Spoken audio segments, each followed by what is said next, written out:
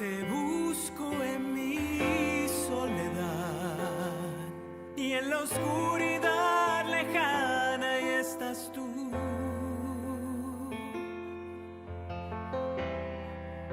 No logro entender tu voluntad, mas en tu abrazo encuentro la paz. Ayúdame a entender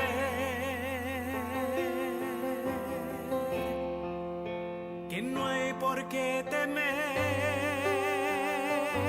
y aunque mi corazón parezca ya no palpitar y la tempestad que azota hoy mi vida me hace sentir naufragar, y aunque lágrimas como ríos sin paz, puedo confiar que tú andas en mi barca y dices a las olas y a la mar: basta ya, en mis brazos puedes descansar.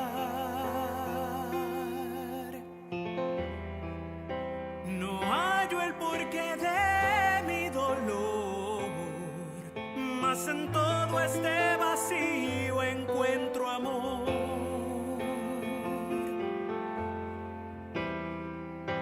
Y con mi fe yo he de vencer, pues tu bondad hoy llena mi ser. Ayúdame a entender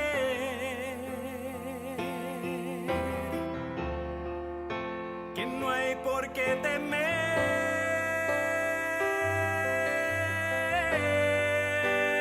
y aunque mi corazón parezca ya no palpitar y la tempestad que azota hoy mi vida me hace sentir naufragar, y aunque lágrimas fluyan como ríos sin paz, puedo confiar que tú andas en mi barca y calmas la tormenta. Y aunque mi ser no pueda expresar el dolor que hoy me quebranta, sé que tú, mi Dios, eres la luz que me levanta, y aunque el corazón parezca ya no palpitar y la tempestad que azota hoy mi vida me hace sentir naufragar, y aunque lágrimas fluyan como ríos sin paz, puedo confiar que tú andas en mi barca y dices a las olas y a la mar: basta ya, en mis brazos puedes descansar. Basta ya, basta ya. Estamos en este diálogo. En primer lugar, es Semana Santa, semana de triunfos, semana de dolores, semana de angustia, semanas de crucifixiones, pero nuestro énfasis hoy, semana de tumbas vacías. Y lo que es singular de esta Semana Santa, que no se manifestaba en otras Semanas Santas, es que estamos en medio de una pandemia importante que ha herido el mundo. Y la gente me pregunta, ¿es esta acaso la primera vez que la iglesia ha tenido un desafío como este?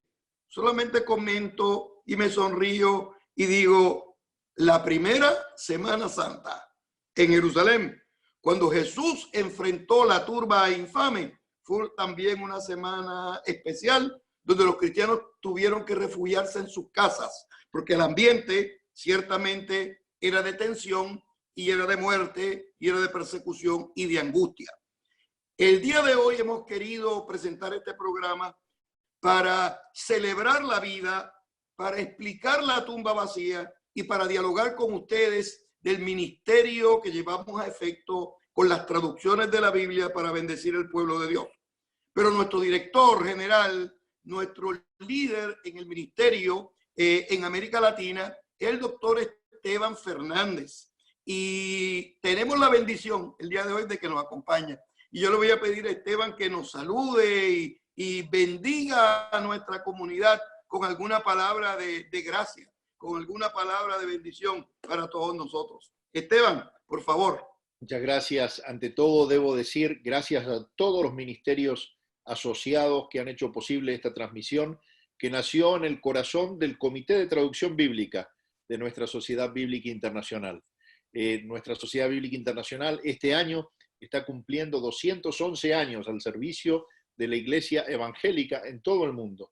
Somos una sociedad bíblica de confesión protestante y eso nos diferencia, pero también nos acerca de una manera muy especial y entrañable a la palabra de Dios. Todo este comité que vemos, que ustedes van ahora a disfrutar, y por eso voy a hablar poco, muchísimas gracias por el trabajo que ustedes le dan. Sé que están trabajando arduamente para traer una revisión de nuestra nueva versión internacional pronto, y se los agradezco grandemente. Pero la función de una sociedad bíblica es acercar la Biblia al pueblo. Y qué mejor que acercar en este momento, donde pareciera haber tanta desesperanza, traer el mensaje central de Jesús a la casa de ustedes, allí donde nos están viendo.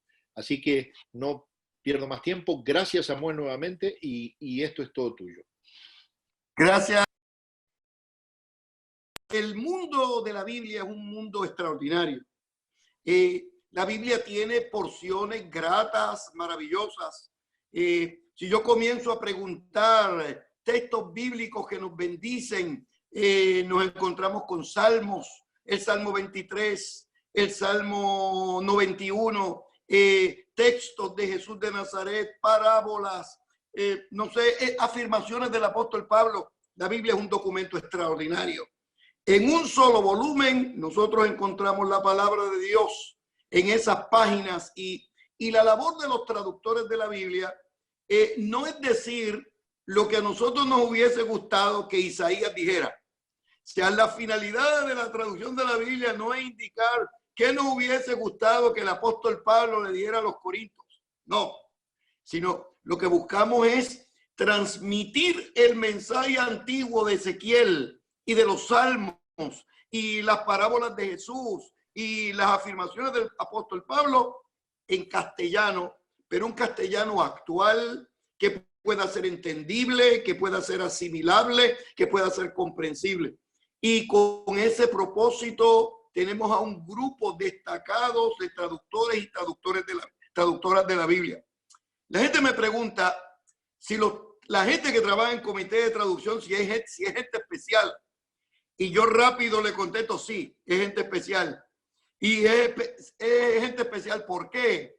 Y yo le digo, pues es gente especial porque ama al Señor, son líderes cristianos, cada uno tiene algún ministerio local, cada uno tiene algún ministerio en su iglesia, en su denominación, en su seminario, y cada uno trata de poner su grano de arena para hacer del texto bíblico un texto grato, un texto significativo, un texto transformador, un mensaje transformador. Y con ese propósito, como la Semana Santa, estamos desafiados ministerialmente, donde los templos están cerrados. Yo estoy comentando en los diferentes medios que aunque las puertas de los templos están cerradas, las iglesias están abiertas. Y las iglesias están abiertas en la presencia de los cristianos, de los creyentes, de los hombres y mujeres de Dios que comparten las virtudes de Dios en medio de la sociedad. Y un grupo de esos creyentes es el Comité de Traducción de la Nueva Versión Internacional, que yo voy a presentar uno a uno para que nos saluden y que nos digan qué hacen en el reino. Y voy a comenzar desde el sur, desde casi la Patagonia, desde Argentina y luego Chile. Y vamos a comenzar con Carlos. Carlos, por favor, tú nos quieres decir lo que tú haces y qué estás haciendo de dónde vienes y todos esos detalles. Puedes comenzar. Bueno, buenas tardes. Un gusto poder saludar al pueblo cristiano que en este momento se está reuniendo en torno a una pantalla en un día tan especial como estamos viviendo. Yo soy de Buenos Aires, Argentina. Nací aquí en la ciudad de Buenos Aires. Serví al Señor en el pastorado como pastor bautista por más de 40 años y más de 37 años como docente en el Seminario Internacional Teológico Bautista.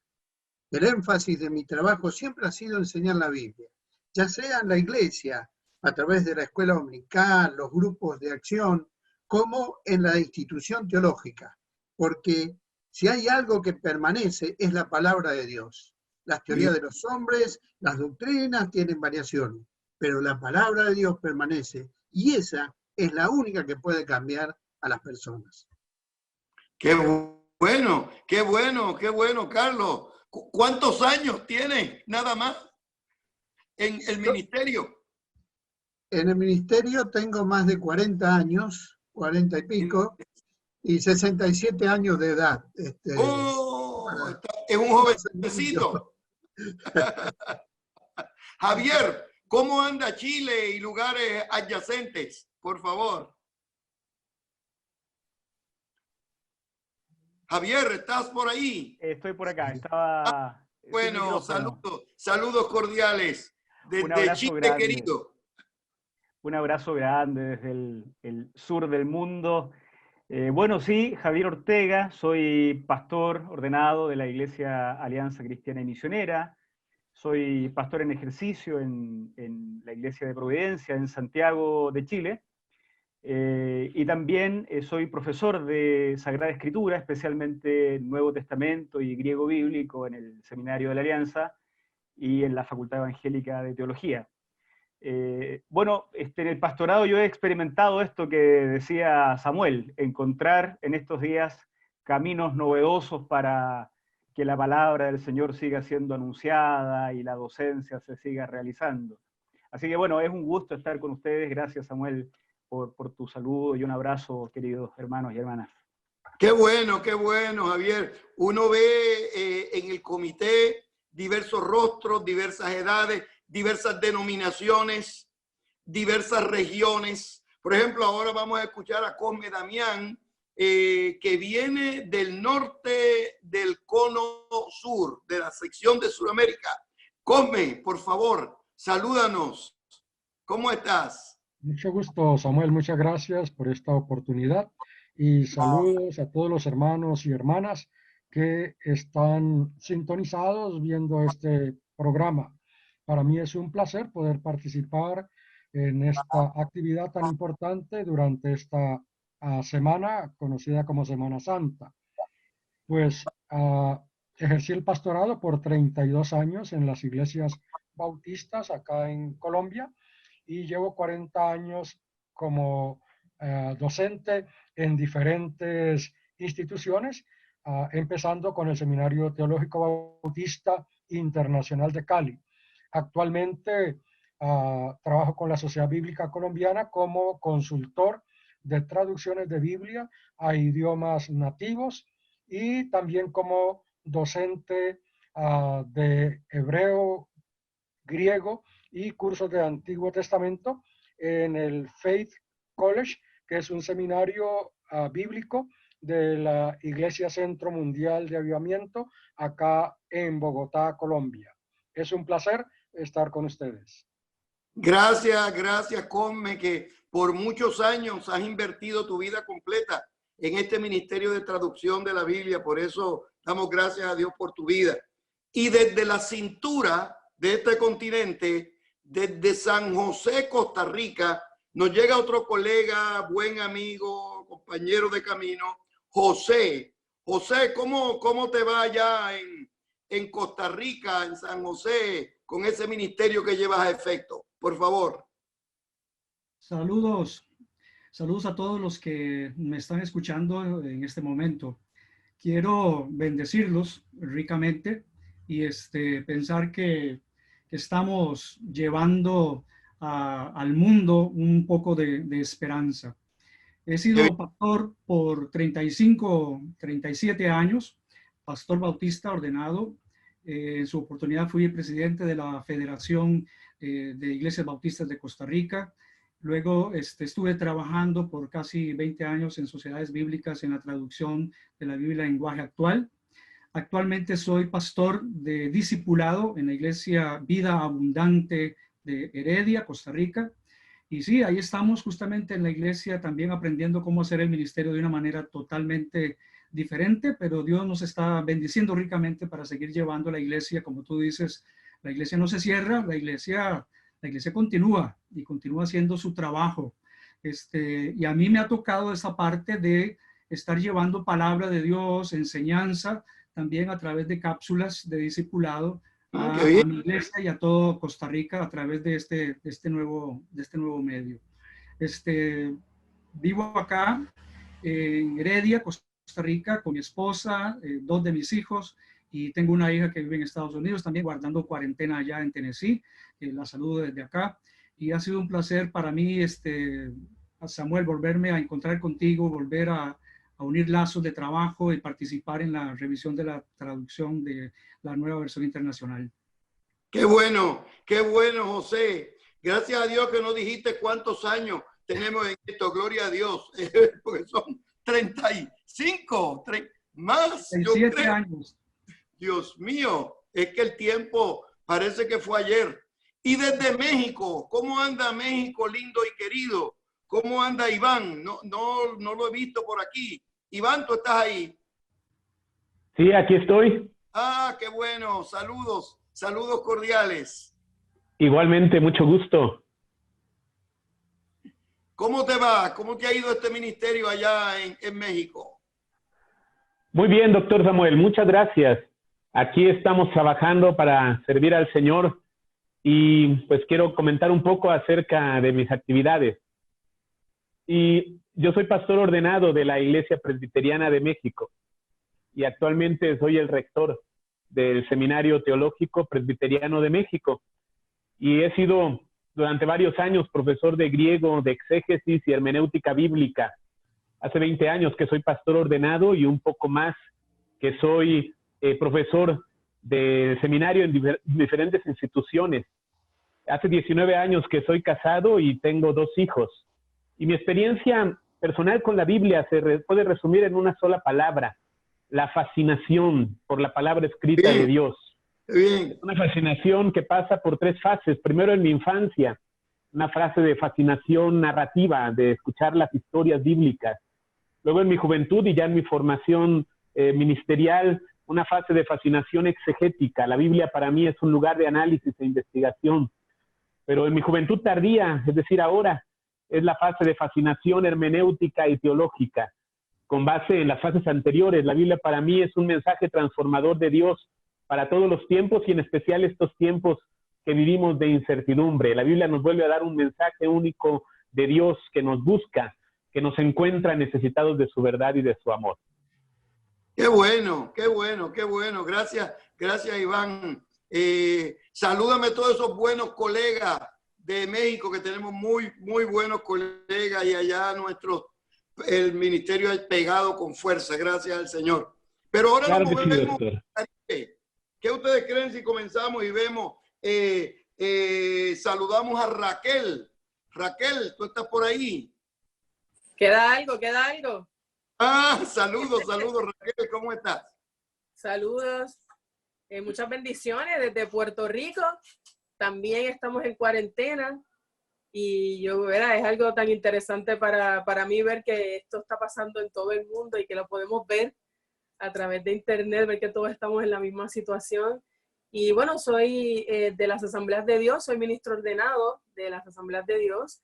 Soy de un pueblito pequeño de Puerto Rico en el sureste que se llama Arroyo.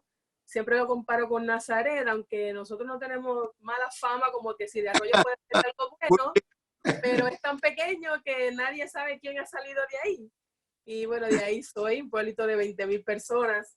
Soy pentecostal de nacimiento, por lo que la Biblia es central en mi tradición, ¿no? Todo parte de ahí. Y como buena pentecostal, dicho así, la regla de fe y conducta. y de las Asambleas de Dios, siempre he sido Asambleas de Dios también. Fui presidenta del Colegio Teológico del Caribe, de la Asamblea de Dios en Puerto Rico por 10 años, y ahora pues me dedico de lleno a la enseñanza del Nuevo Testamento, hermenéutica, homilética, en varios seminarios en Puerto Rico y en Estados Unidos también. Muchas bendiciones a todos. Qué bueno, Raquel, qué bueno. De buen sitio en Puerto Rico. ¿Ah? Y también en Puerto Rico tenemos otra persona. Los comités, como se habrán dado cuenta, en los comités hay personas especialistas en griego, especialistas en hebreo, especialistas en Antiguo Testamento, especialistas en Nuevo Testamento, en hermenéutica, todo eso tenemos. Pero también tenemos lingüistas, personas que revisan que lo que hagamos tenga un español correcto y que se presente de manera adecuada. Y esa es la hermana Lidia. Lidia, ¿por dónde tú andas? Que no te veo por aquí. Lidia. Ah, ahora te veo. Saludos. Saludos. Saludos, sí, también de Puerto Rico, del área oeste. Estamos trabajando en el Centro Colegial Cristiano, mejor conocido como la Casa del Joven. Es un ministerio fundado por el reverendo Oscar Correa hace casi medio siglo y que yo estoy presidiendo y pastoreando hace una década. Estamos trabajando con colegios, una escuela de arte y de música, instituto teológico, emisora de radio. Y además de eso, pues estamos colaborando con programas con jóvenes para ayudar a jóvenes empresarios en el liderazgo, huella colegial con la editorial Isla Negra para presentar libros como escritora. Me encanta la poesía, publico también con ellos. Y en eso andamos, con unas cuantas tareas por ahí. Qué bueno, qué bueno. Es un centro colegial donde la academia juega un papel protagónico, porque toda la vida han estado en relación con el colegio de Mayagüez y enseña, y todo eso ha sido parte de tu vida. Y desde los Estados Unidos también hay otra persona que es muy importante en el comité, que debo presentar con cautela y dedicación, porque vive muy cerca de mí. Dicho sea de paso, bajo el mismo techo. Y está en Noemí, porque también tenemos lingüistas y también especialistas en educación y espiritualidad transformadora. Está Noemí con nosotros también. Por favor, Noemí. Saludos, hermanos y hermanas. Qué gusto, qué alegría poder estar en esta hora conectados con todos ustedes. Y ciertamente, como acaba de decir este señor que está casado conmigo hace más de 47 años. Hace 2 o 3 días. Estamos construyendo el reino hace muchos años en distintas áreas que el Señor nos ha llamado a servir. Pero es bonito que el pueblo sepa que además de que el doctor Pagan es mi esposo, yo vengo de una familia también de creyentes. Yo soy una tercera generación de creyentes, donde mi padre era ministro del Evangelio, mi mamá era una misionera, ambos eran predicadores de la iglesia pentecostal en Puerto Rico. Ellos fueron fuertes y la base fundamental para lo que yo hago hoy, pero aunque esa es mi herencia, realmente mi herencia, yo parto de la premisa que comienza con aquellas mujeres que se fueron a la tumba vacía, y a la tumba no sabían que estaba vacía, y cuando llegaron allí, como dice el texto bíblico, bien temprano, apenas salida el sol, llegaron para ungir al Señor, no lo encontraron. La historia quizás un poquito más adelante se la vamos a relatar, pero se convirtieron en las primeras apóstoles del Evangelio de Dios, y de esa herencia de apóstoles, de predicadoras, de mujeres que fueron fuertes, valientes, firmes y no tuvieron temor. De ahí vengo yo, de ahí yo me identifico con ese grupo que a través de la historia, pues ustedes saben, mucha gente verdad conoce cuál ha sido la historia del ministerio de la mujer a través de los siglos, pero ellas fueron las que estuvieron alrededor de Jesús, que Jesús las dignificó, las preparó y las comisionó para hacer lo que ahora Raquel, Lili y muchas mujeres en el mundo estamos haciendo, es trabajar en la construcción del reino de Dios. Así que además de venir de esa herencia, pues me dedico al trabajo de la educación cristiana, también escribo y en estos últimos años he estado escribiendo literatura especializada de educación cristiana para la niñez con necesidades especiales. Así que va a ser un gusto mantenernos en diálogo con ustedes en este día. Muchas gracias y que el Señor les bendiga. Qué bueno, Noemí, qué bueno, colega. Esta es la Semana Santa, también conocida como la Semana Mayor. Es la semana donde Jesús de Nazaret llegó a enfrentarse cara a cara con las dificultades. Recientemente me preguntaron en la televisión que llegó a Jerusalén porque no sabía lo que le esperaba. Y yo les corregí diciendo no, él sabía lo que le esperaba. Cuando ya nosotros tenemos textos que hablan, especialmente cuando estaba en Cesarea de Filipos, donde afirmó su rostro para ir a Jerusalén, porque nos dio una gran lección sobre cómo enfrentar los problemas de la vida. Los problemas de la vida se enfrentan de pie, con dignidad, con autoridad, con seguridad. Pudo haber entrado de noche a Jerusalén, no lo hizo. Pudo haber entrado callado a Jerusalén, no lo hizo. Pudo haber llegado pusilánime, decaído, deprimido a Jerusalén su última semana, pero entró como rey, con autoridad y con valor. Y el resultado de ese domingo que se entra con autoridad es que el próximo domingo hay una tumba vacía. Y yo quisiera entrar en diálogo con los miembros del comité sobre el significado de la tumba vacía yo en Jerusalén esta semana. Y quisiera empezar por el cono sur, como empezamos ahorita, pero vamos a empezar ahora quizás con Javier y luego vamos con Carlos. ¿Cuál es el significado de la Semana Santa?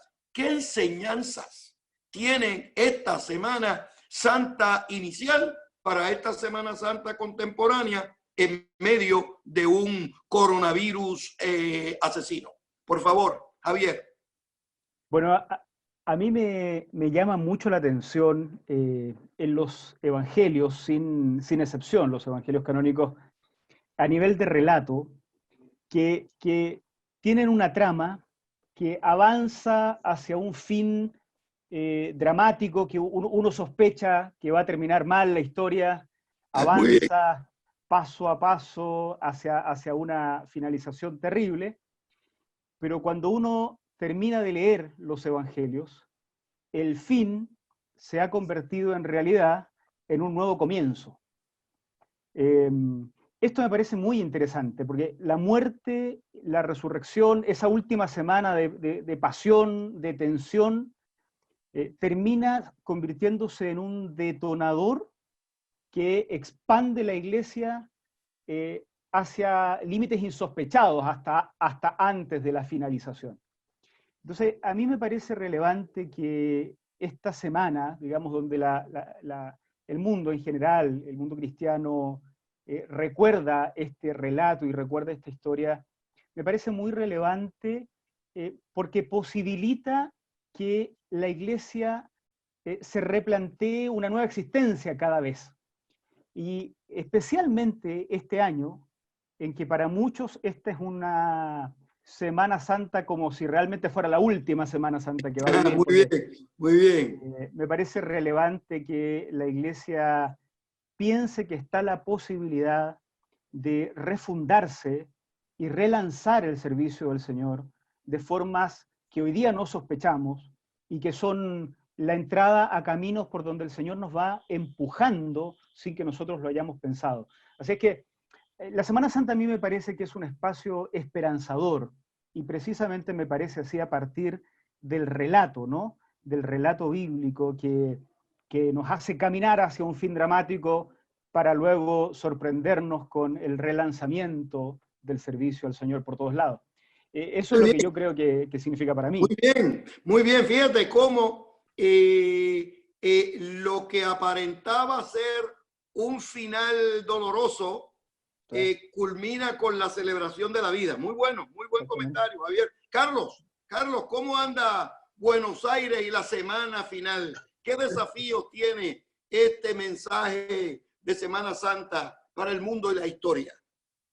El texto del relato de los evangelios que a mí me asombra de manera muy especial es el de Marcos capítulo 10.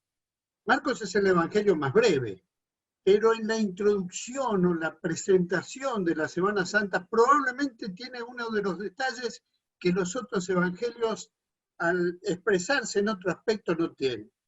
Allí en el capítulo 10, versículo 32 al 34, hay 4 cosas que afirma el evangelista que creo que son importantes para que tengamos en cuenta en la Semana Santa actual. Muy bien. La primera dice que en el camino a Jerusalén, Jesús iba adelante de los discípulos. Es decir, él tomaba la delantera. El buen pastor guía a su rebaño. En este tiempo de conflicto, en este tiempo de dificultad, nosotros debemos saber que nuestro pastor va delante nuestro y no va detrás, sino que él está guiándonos y nos acompaña. La segunda cosa que me llama la atención de este texto es que los discípulos se dividen en 2. Están los que están asombrados, están de alguna manera impactados por este Jesús que decide ir a Jerusalén, y están los que tenían miedo lo que iban a pasar. Y así de alguna manera nos hace un desafío. ¿A qué grupo querés pertenecer? ¿Querés formar parte de los asombrados, los que están dispuestos a acompañarlos, o estás temeroso y quedándote atrás a ver qué es lo que pasa y qué es lo que hago después? Hay un desafío a ir cerca de Jesús.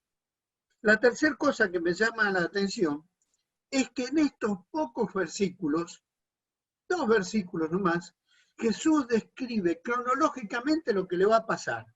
Les dice que al llegar a Jerusalén será entregado a los jefes de los sacerdotes, que será condenado, luego entregado a los gentiles y será crucificado. Es decir, tenía conciencia de todos los pasos que iba a tener que enfrentar y no huyó. Va adelante. En medio de todas esas circunstancias, él decide no huir, decide ir al frente.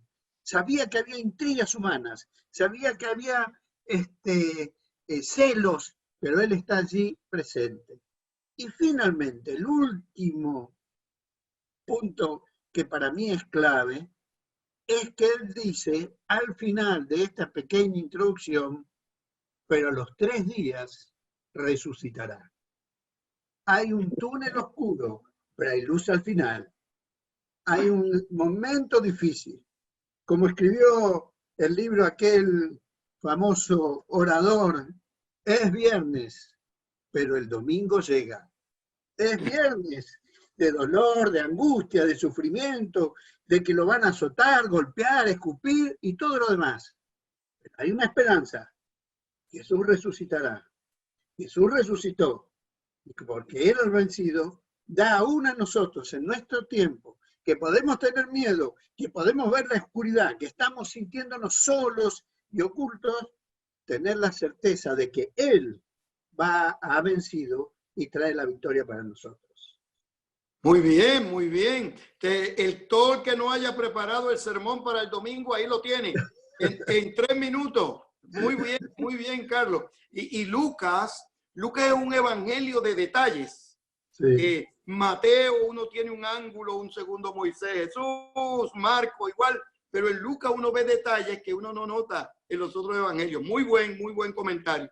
Y desde Bogotá, ¿cómo está la Semana Santa y cuál es el mensaje transformador desde Bogotá para el mundo?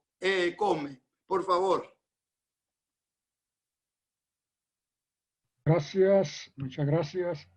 A mí me llama mucho la atención el relato de Juan. Y muy bien. Juan presenta a Jesús llegando a Jerusalén, sabiendo acerca de una familia que está sufriendo allí en Betania. Le avisan que su amigo está enfermo y esperan que él vaya, pero se queda todavía un tiempo más y después va hasta Betania. Y es interesante notar cómo Jesús enfrenta la muerte. Su amigo ha muerto, lleva ya 4 días en la tumba y Jesús sabiendo que también él va a ir a la muerte, ahora enfrenta la muerte de su amigo y lo resucita como un preámbulo precisamente a lo que él va a sufrir y lo que a él le va a acontecer. Él también va a resucitar como primicia de todos los que duermen y como esperanza para todos los que confían en él. Así que Jesús enfrenta la muerte antes de enfrentar su propia muerte y la derrota, da una victoria extraordinaria, y su amigo, que ya no tenía ninguna esperanza de volver a la vida, porque ya lleva 4 días, se esperaba que por lo menos al tercer día alguien que ha muerto vuelva a la vida, pero él ya no tiene esperanza, pero se encuentra allí el Dios de la esperanza, el Dios de la vida, y lo devuelve, lo saca de la tumba, y ahora entonces anuncia que él es el Dios que tiene poder aún sobre la muerte. Luego Juan presenta a Jesús llegando también a Jerusalén, y me gusta mucho el relato de la entrada triunfal a Jerusalén. Mucha gente tendiendo ramas y aún sus propios, parte de sus vestidos para que Jesús pase allí montado sobre un pollino. Y yo creo que mucha de esta gente que lo exaltó y le dijo Hosana, pues también estará gritando después crucifícalo. Pero Hosana, sálvanos, sálvanos. Y la gente probablemente está esperando a un Mesías, a un liberador político, a un liberador religioso. Los discípulos están presenciando toda esta escena y no entienden lo que está pasando. Dice el evangelista que fue después de que Jesús resucitó que entendieron todo esto. El único que es consciente y conoce claramente qué es lo que está sucediendo es el que va sobre el pollino, no como un rey, sino como el siervo sufriente que va a dar la vida por todos. Y él sabe exactamente qué le espera, pero va hacia el final con mucho regocijo, aún con cierto temor como ser humano, se angustió, pero él va consciente de que va a realizar el evento salvífico por excelencia para toda la humanidad. Y me encanta también Lucas cuando nos presenta al resucitado caminando junto a 2 discípulos que están desalentados, desesperanzados, sin ninguna esperanza de vida, creyendo que el maestro los engañó, los traicionó, pero Jesús se puso junto a ellos, caminó con ellos y les devolvió el gozo, les devolvió la esperanza, les afirmó la fe. Este es el Jesús que para nosotros es válido en este tiempo, es el Jesús que necesitamos durante esta semana en que estamos enfrentando circunstancias tan adversas. Podemos tener esperanza en el Jesús que venció la muerte, que resucitó y nos levanta a una nueva vida, a una esperanza maravillosa. Qué bien, Cosme. ¿Sabes, Cosme? Tú has estado conmigo en Jerusalén y otros colegas también del grupo. A mí me gusta siempre ir con nuestros peregrinos a Emaús, porque el relato de Emaús, nosotros siempre lo destacamos de que caminaba, que cómo es posible que ellos no se dieran cuenta. Ese es el énfasis homilético que tradicionalmente tenemos. Pero en esta semana de coronavirus y esta semana de tribulaciones y de dificultad, yo le estoy recordando a los creyentes que los discípulos no se dieron cuenta que Jesús estaba con ellos. Sin embargo, el Señor estaba con ellos. Y esa palabra es importante el día de hoy porque a veces creemos no podemos salir, las finanzas se han golpeado, los negocios se han golpeado, las dificultades vienen por todos lados. Sin embargo, hay la esperanza de que el Señor camina con nosotros. Y si el Señor está con nosotros, ¿quién podrá? ¿Quién podrá contra nosotros? ¿Quién podrá? Qué bueno, Cosme, qué bueno. Desde Costa Rica, el ángulo es singular. Porque nuestro traductor en Costa Rica es un pastor local encargado de los nuevos creyentes, del discipulado. José, ¿cómo está esta semana allá y tus enseñanzas desde Costa Rica? ¿Qué nos podrías indicar desde allá, desde la cintura de este continente? Por favor. Bueno, Samuel, creo que ese acotar de los discípulos caminando a Emaús me trae a la mente justamente la angustia que está viviendo no solo mi pueblo, sino también mucha gente alrededor del mundo. Esa angustia de quizás perder el trabajo, de no saber qué va a pasar. Tenemos en nuestra iglesia a mucho microempresario, mucho emprendedor que la está viendo muy, pero muy difícil. Gente que entonces en medio de esta angustia y zozobra cae en ansiedad y muchas veces es difícil para la gente ver que Jesús está a nuestro lado. Y justamente la tumba está vacía porque Él camina a nuestro lado. Yo miro la tumba vacía desde el ángulo de Getsemaní. Esa es una de mis costumbres en Semana Santa. Para mí Getsemaní se volvió uno de los pasajes más importantes de mi vida cuando hace algunos años estuve pasando por una crisis muy difícil, crisis económica y por ende también espiritual. Y Getsemaní me enseñó muchísimo. Creo que si Jesús no entra a Getsemaní y se rinde allí, no habría crucifixión ni habría tumba vacía. Probablemente estaría llena. Creo que Jesús entra allí como estamos entrando nosotros en medio de esta difícil situación. Entra con angustia, entra a Getsemaní con dolor, sabe lo que le espera, sabe a lo que va. Tiene muy presente cuál es la situación actual. Y para mí esto es importantísimo, ver a un Jesús que hincado, que de rodillas, con angustia, con lágrimas, puede hablar a su Padre y decirle: Padre, esto es lo que yo quisiera. Esta es mi manera de ver la solución de las cosas. Muy bien. Pero al final se rinde y al final dice: hágase tu voluntad, no la mía.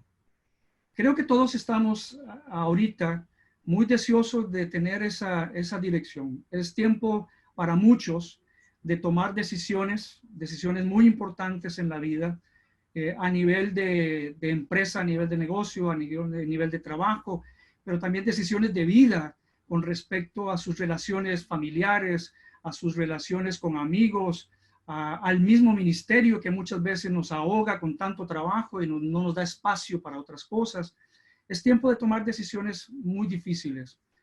Algunas veces pensamos que tenemos la verdadera respuesta para todo. ¿Qué tal si las rendimos? Mis amigos y amigas que están pasando por momentos económicos difíciles, ¿qué tal si nos rendimos en su presencia? Le exponemos y le abrimos todo nuestro corazón y le decimos: Padre, yo quisiera que tú fueras por este camino. Yo quiero que al final de cuentas se haga tu voluntad. Eso llevó a Jesús a una tumba, pero esa tumba luego queda vacía. Y cuando estuvimos allí, Samuel, recordarás, y uno entra a ese lugar y se siente vacío. Sí, muy bien. No puede creer que es una tumba. Sí. Es vacío. Y sale uno con una mezcla de emociones entre: mi pobre Señor estuvo acá, pero con un gozo enorme de que ahora está acá. Claro. De que está vacía, pero vive en mi corazón. Creo que si tomamos las decisiones correctas y si nos rendimos ante Dios, veremos no la muerte de nuestro negocio, no la muerte de nuestra familia, no la muerte de nada. Veremos una tumba vacía al final. Porque nuestro Señor venció y va a vencer por nosotros en medio de esta crisis. Qué bien, José. Fíjate que cuando llevamos a los peregrinos con EO a la Tierra Santa, uno de los momentos de más golpe, ¿verdad? Uno de los momentos de más importancia, no solamente teológica y exegética, sino espiritual, es encontrarse que la tumba está literalmente vacía. O sea que no, entonces la gente me pregunta: pero si no hay nada, yo le contesto: bueno, habría problemas si encontramos algo. El secreto de la tumba es que está vacía. y eso nos lleva a México. Iván, ¿cómo en México tienes una palabra desde México para el mundo que nos ve esta tarde en el nombre del Señor? Por favor. Claro que sí, muchas gracias. En México, en los últimos años, antes de tener la atención puesta en esta situación de la enfermedad, habían venido creciendo problemáticas muy graves en nuestra sociedad mexicana. Especialmente las problemáticas eran la violencia y la muerte. Era algo que venía siendo creciente, un tema muy preocupante, y lo sigue siendo en estos momentos, aunque los reflectores ahorita están puestos en la situación de la enfermedad. Y yo creo que ante esta realidad, siempre el mensaje del Evangelio nos va a decir algo muy importante para nosotros. Pero quiero mencionar que cada Evangelio que relata la vida de Jesucristo da un enfoque no solamente en datos, sino también en la realidad en que está viviendo los creyentes en las diferentes épocas. Y el Evangelio de Juan particularmente, que quiero mencionar, está viendo en la perspectiva de final del siglo, aunque obviamente él no sabía que era el final del siglo, pero habían pasado muchos acontecimientos importantes en la vida tanto de la iglesia como del mundo de ese tiempo. Y una de las cosas que seguramente preocupaba a los cristianos es ¿dónde está la promesa del retorno de nuestro Señor Jesucristo? Y parecía que la maldad se había multiplicado. Había habido acontecimientos como la destrucción de Jerusalén, y tal vez algunos ahí decían, ya está por venir el Señor Jesús nuevamente por su iglesia, pero los años pasaban y no era algo que ocurriera. La maldad proliferaba. Y por eso Juan, al recuperar la enseñanza de Jesucristo, quiere destacar esto principalmente. Una de las cosas, destaca la realidad de la maldad y del pecado. Y por eso, en uno de los versículos de las palabras del Señor Jesús, en Juan 15:22, dice, si yo no hubiera venido ni les hubiera hablado, no serían culpables de pecado, pero ahora no tienen excusa por su pecado. Y sigue hablando ahí de esta realidad de maldad que la iglesia tiene que seguir enfrentando. Incluso dice que cuando venga el Consolador, que yo les enviaré de parte del Padre, el Espíritu de verdad que procede del Padre, Él testificará de mí. Y en otro momento dice que Él dará testimonio del pecado también. El estar conscientes de que vivimos en esta realidad frágil, caída, lastimada, nos prepara para que nosotros perseveremos precisamente en esta fe que creemos. Juan quería darle ese mensaje a los creyentes. Está diciéndoles, miren, todavía tenemos que esperar, tenemos que seguir adelante, tenemos que hacer eficaz nuestra fe y mostrar que podemos tener perseverancia ante la adversidad. Y además, que ese pecado y esa maldad que todavía nos sigue afectando y nos va a seguir afectando a nosotros por algunos años más, esa maldad ha sido vencida por la muerte de Jesucristo y por su resurrección. Eso es lo que podemos nosotros aprender, creo yo, una de las grandes enseñanzas. Saber reconocer que aún vivimos en este mundo frágil, caído y lastimado por el pecado, pero que a pesar de esa realidad tan terrible, también tenemos el mayor mensaje de esperanza, que Cristo ha venido para vencer esa realidad y esos poderes del mal, para poder dar la vida verdadera y poder mostrar el camino que da verdadera esperanza y que trasciende la muerte misma, porque hace manifiesto el reino de Dios que está en medio de nosotros.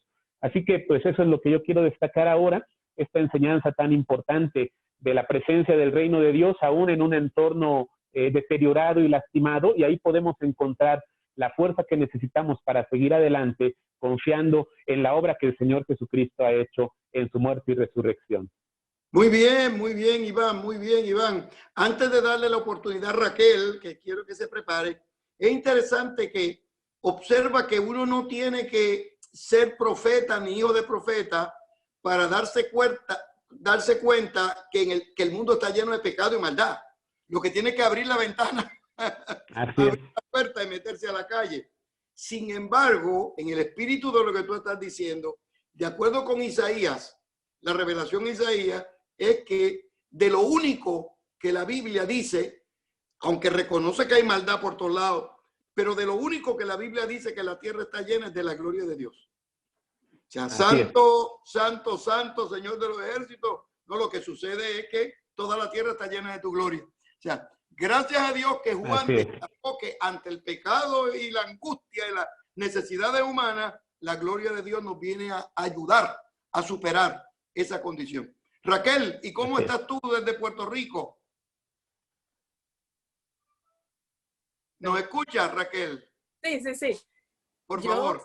Cuando veo la resurrección, lo que me llama la atención en este tiempo de coronavirus son los ciegos que hay alrededor de la resurrección. La gente que lo vio y no lo reconoció, como algunos mencionaron ustedes sobre los caminantes de Emaús, María Magdalena, que pensaba que era el jardinero, los discípulos que lo vieron y no se atrevieron a preguntarle si era él.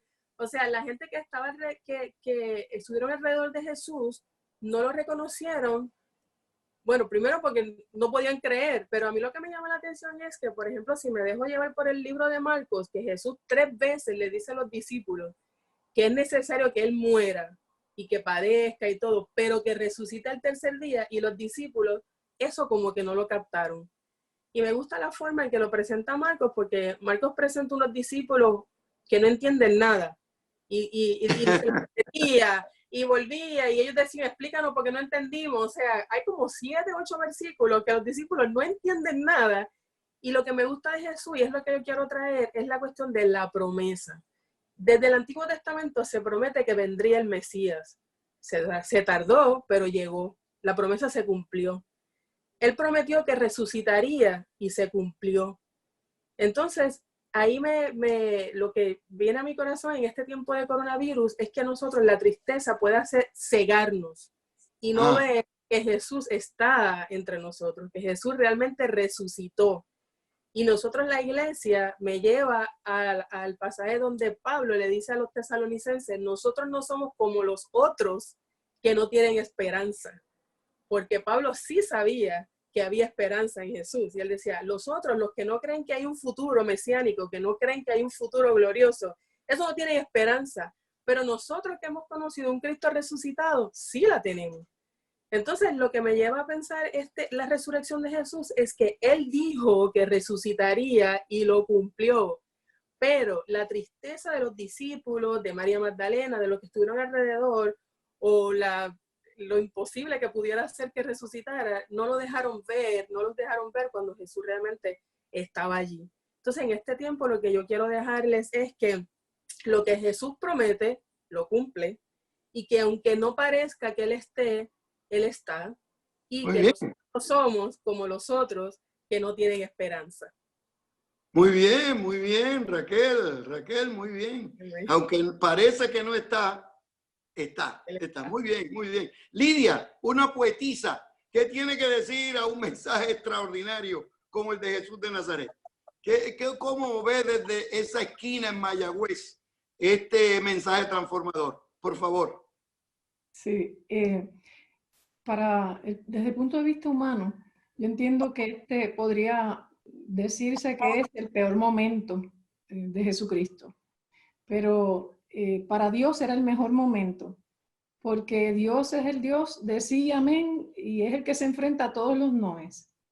Yo miro a un Cristo planificando el futuro, organizado, con una seguridad, una sanidad mental extraordinaria, y diciendo, después de ser levantado de los muertos, nos vamos a ver allá en Galilea. Planificaba el futuro. Después en la escena, cuando establece ese pacto, pero la insistencia de él, de que los discípulos en ese momento y ahora mismo podamos ser solidarios unos con otros, lavarnos los pies, ser humildes, y con el alma destrozada sale de ahí y canta un salmo. Y luego en la cruz lo miramos cuidando, perdonando en medio de lo que para nosotros era un sufrimiento extremo. Así que lo que yo entiendo es que la crucifixión nos ofrece a nosotros un estilo de vida, unas pautas para nosotros vivir hasta que regrese Jesucristo, que nos van a bendecir si de verdad aprendemos la actitud del divino. Entonces nos enseña que cuando no hay un plan B, hay que enfrentar los imposibles, superándonos, perdonando, viviendo en humildad unos con otros, clamando con la intensidad y con la fe que Jesucristo lo hizo, cantando sobre nuestras propias cenizas. O sea, si estamos viviendo un tiempo como este, que es tan importante para el mundo entero, porque podríamos decir que esta es la plaga del siglo, como decía. Lo es. Y estamos viviendo un momento demasiado importante. Así que el mundo está enfrentando la muerte y está enfrentando los imposibles, pero es el mejor momento para Dios glorificarse. O sea, es el mejor momento para mirar la cruz y para continuar esperando y creyendo.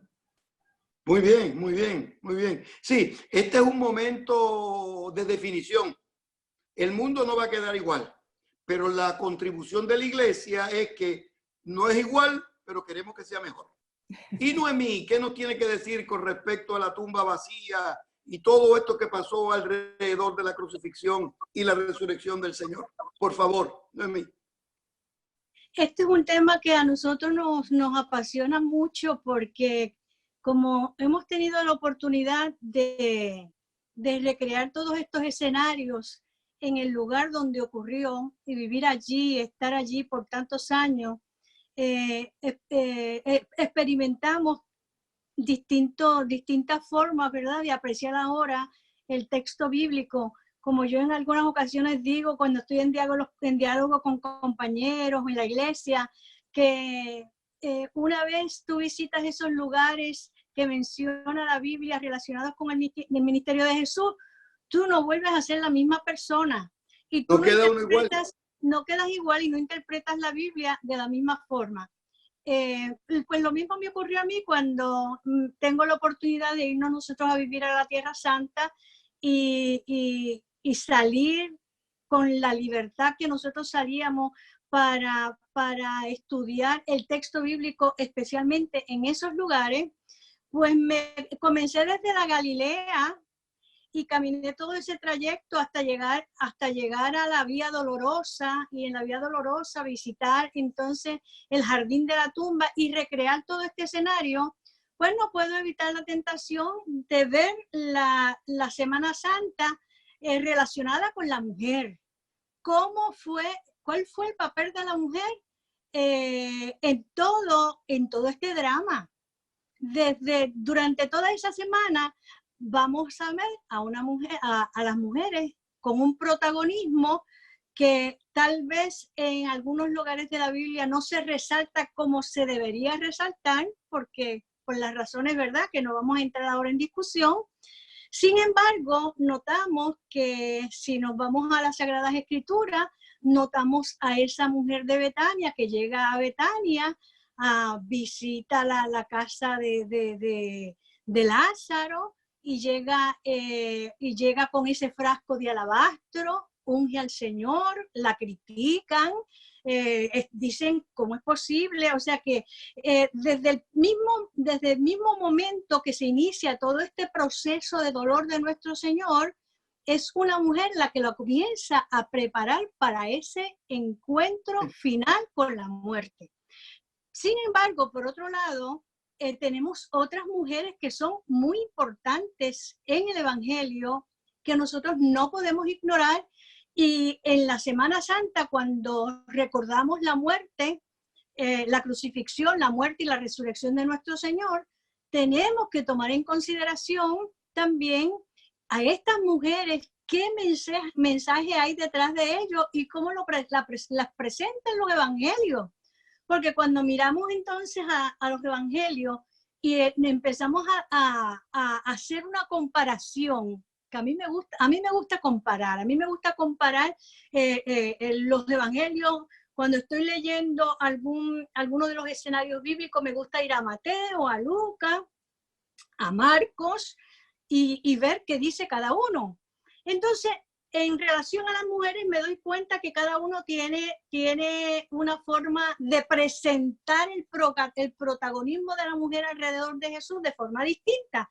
Porque, por ejemplo, Mateo dice que fueron 2 mujeres las que llegaron a la tumba, que fue María Magdalena y la otra María. No tenía apellido la pobre. Nos imaginamos que tenía que haber sido la madre de Santiago.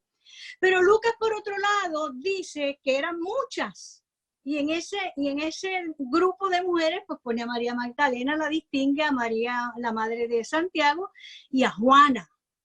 Pero por otro lado tenemos a Marcos que dice que eran 3, y ahí incluye a otra más, a Salomé. O sea que había un grupo, por lo menos sabemos que estaba María Magdalena, porque inclusive Juan la menciona. Juan menciona únicamente a María.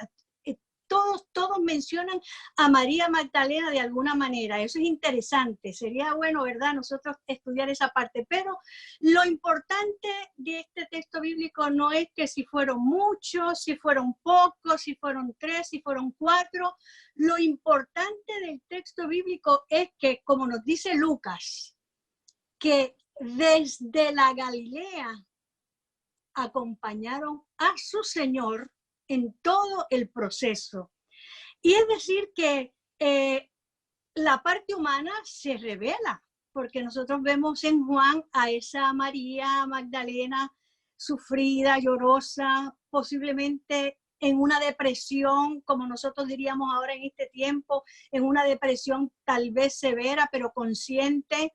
Ellas fueron preparadas porque ellas iban con el ungüento, el perfume, que el Evangelio no dice que ellas mismas la prepararon, otro dice que no, que lo compraron, tampoco eso es importante. Lo importante de los 3 evangelios sinópticos es que los 3 resaltan de alguna manera y afirman la expresión no está aquí, ha resucitado. Es decir que los 3 presentan el mensaje de aquella mujer que había sido seleccionada por Dios para anunciar la muerte del Cristo resucitado, que es el fundamento de nuestra fe. Y resumiendo un poquito, oyéndome un poquito para lo que Raquel aportó, entonces lo que aquella mujer, aquella apóstol ya declarada, lo que estaba anunciando no fue sencillo para nuestra fe, fue el fundamento, la base importante de nuestra fe, porque con la resurrección de Cristo, ella estaba afirmando, Dios le está diciendo a la humanidad que mire, la esperanza para nosotros no se acabó, no está muerto. Resucitó nuestro Señor. Hay esperanza para las personas que están en el valle de la sombra y de la muerte. Todavía tenemos nosotros esperanza para esos hombres y mujeres que viven desorientados y que viven sin sentido de dirección. Hay esperanza para los niños y las niñas que viven en medio de hogares disfuncionales. La resurrección de Cristo abarca ese mensaje que llevaron esas mujeres y lo pregonaron por todos los rincones. Algunos de los evangelios dicen que a los discípulos, otros dicen que a los que conoció Jesús, y cada uno tiene su forma de presentar el mensaje de la mujer y presentar a las mujeres de forma particular, porque se trataba de un evento relevante para la humanidad. En la resurrección hay esperanza, tanto para los ancianos, para los jóvenes y para aquellos que están en este momento ahí en medio de sus hogares tratando y luchando y a veces desesperados porque qué rumbo vamos a tomar con esta situación de esta pandemia. Pues mire, qué bonito que nosotros los creyentes a través de este medio nos podemos comunicar y podemos seguir unidos, reunidos, proclamando el mensaje de la resurrección, que es el fundamento de esta Semana Santa, afirmar que Jesús resucitó, y si Jesús resucitó, nosotros tenemos también esperanza de levantarnos de cualquier situación difícil. Dios vuelve y le dice a la humanidad que hay esperanza para el mundo, pero como decía muy bien, ¿verdad?, mi compañera, no podemos ser ciegos, tenemos que quitarnos, ¿verdad?, eso que nos está evitando, que nos está tapando los ojos para mirar más allá de ese mensaje glorioso que es el del Señor, el del Cristo resucitado, que tiene todavía el mensaje de redención para ti en esta hora difícil. Qué bueno, muy bien, Noemí, muy buenos colegas. ¿Han escuchado ustedes al Comité de Traducción de la Nueva Versión Internacional al texto en español? Es una nueva edición de la Biblia que esperamos salga en el 2022 y que esperamos que pueda contribuir positivamente a la transformación de nuestra sociedad. Todos estos traductores de la Biblia son gente de fe, son gente de Dios, mujeres de Dios, jóvenes, damas, caballeros del sur de América, del Centroamérica, del Caribe. y lo que tienen es un fin en común: ser fieles a Dios, produciendo un texto bíblico entendible y disfrutable. Para culminar este diálogo sobre la tumba vacía, donde recordamos que no está allí, sino que ha resucitado, tenemos otro colega de la Sociedad Bíblica, Enrique Valdeón, que como Esteban tiene responsabilidades en toda la región y está con nosotros en este día. Yo le voy a pedir a Enrique que también nos haga un comentario, pero culmine esta reunión con una palabra de gratitud y de oración al Señor. Enrique, por favor. Gracias Samuel, gracias por... he estado escuchando atentamente a cada uno de los biblistas y me he gozado muchísimo. Así que muy agradecido de Dios por eso. Realmente en este tiempo donde estamos confinados, qué precioso sería que alrededor de la mesa y alrededor de la familia donde estamos, en esta Semana Mayor, podamos abrir la palabra, podamos hablar acerca de lo que aconteció en aquellos días y celebrar porque la tumba está vacía y eso nos llena de mucho gozo, de mucha alegría, y estamos muy contentos de parte de Dios que eso ha pasado. Como tú decías, quizás yo no soy parte del comité de traducción, pero sí soy parte de los que estamos al frente en la batalla con el texto bíblico, con todas las organizaciones, instituciones cristianas y todos aquellos iglesias quienes usan este maravilloso texto, que es el texto de la Nueva Versión Internacional. Pero yo en estos días, el presidente nuestro de Bíblica, la Sociedad Bíblica Internacional, nos hacía una reflexión muy linda, trayéndonos el texto de 1 Corintios capítulo 15, y quizás podría ser ese capítulo quien podríamos abrirlo en estos días, donde Pablo les decía, en este capítulo dice: ahora, hermanos, quiero recordarles el evangelio que les prediqué, el mismo que recibieron, en el cual se mantienen firmes. Mediante este evangelio son salvos, si se aferran a la palabra que les prediqué. De otro modo, habrán creído en vano. Y este texto del versículo 3 es muy importante y pertinente para nosotros el día de hoy.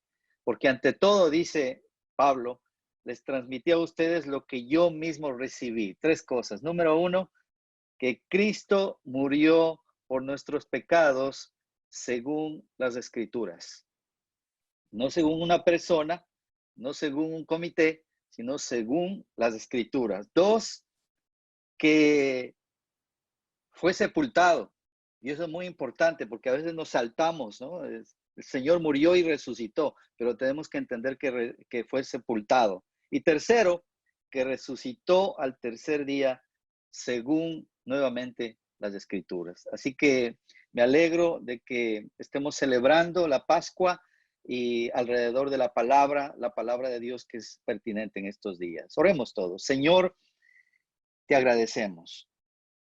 Te agradecemos por tu palabra que es verdad, por tu palabra que ha venido a nosotros en este tiempo pertinente, en este tiempo oportuno, donde quizás hay muchas personas con zozobra, con temor, con miedo, con inseguridad. Pero cuando estamos en la palabra, tenemos paz, tenemos seguridad y tenemos la motivación de que tú estás al control de todas las cosas. En esta hora, Señor, agradecidos por este grupo, por estos hermanos queridos que dan su vida para que podamos tener el texto bíblico a nuestro alcance en nuestro idioma, para que la gente lo pueda entender y lo pueda recibir. Señor, bendice a cada uno de estos hermanos. Bendice también, Señor, a cada uno de quienes nos están mirando y nos están viendo a esta hora en todo el continente. Que tú traigas paz, traigas seguridad a nuestra vida y a nuestro corazón. Y que hagamos nuestras estas palabras del Salmo 46, versículo 1, que nos dice: Dios es nuestro amparo y nuestra fortaleza, nuestro ayuda segura en momentos de angustia. Y en esta hora, Señor, te agradecemos por cada uno de ellos. Gracias, Padre. porque tú estás vivo y gracias porque vives en nuestro corazón. En el nombre de Jesús te agradecemos. Amén. Antes de irnos, quiero agradecerle, Samuel, por habernos prestado a este magnífico equipo de traducciones. He estado leyendo, observando todos los mensajes en las redes. Alcanzamos un pico de transmisión de 434 hermanos alrededor del mundo con quien compartimos y pudimos llegar desde Argentina a distintas ciudades de Iberoamérica y algunas ciudades de Europa y Australia. Así que muchas gracias a él que nos prestó el canal para poder hacer esta transmisión y gracias a los ministerios que nos ayudaron y que nos apoyaron. Para despedirnos, quisiera volver a dejarlos porque muchos entraron tarde con la alabanza que escuchamos al principio de Sami, que es un buen tiempo para reflexionar, y les quiero decir algo, sería imposible enfrentar la cruz sin la esperanza en la tumba vacía. Esa es mi reflexión para ustedes. No podríamos siquiera pensar en la cruz sin la esperanza en la resurrección. El Señor les rebendiga por todo y vamos a despedirnos con alabando al Señor.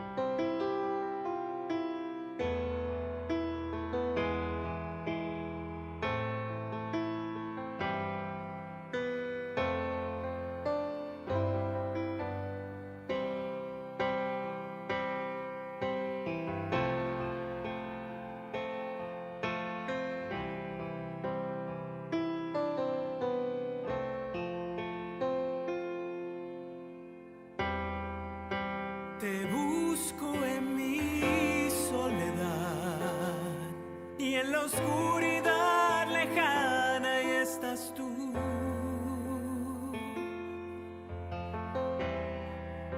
No logro entender tu voluntad,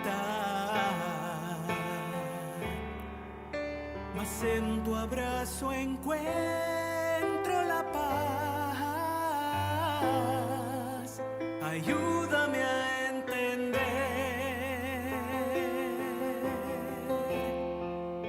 que no hay por qué temer, y aunque mi corazón parezca ya no palpitar y la tempestad que azota hoy mi vida me hace sentir naufragar, y aunque lágrimas como ríos sin paz, puedo confiar que tú andas en mi barca y dices a las olas y a la mar, basta ya,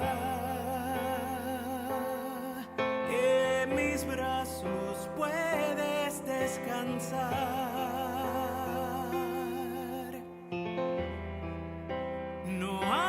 Porque de mi dolor, mas en todo este vacío encuentro amor.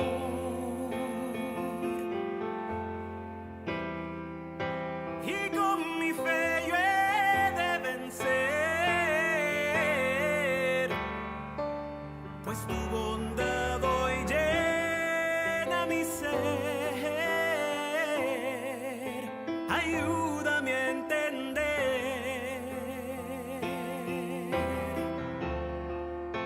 que no hay por qué temer,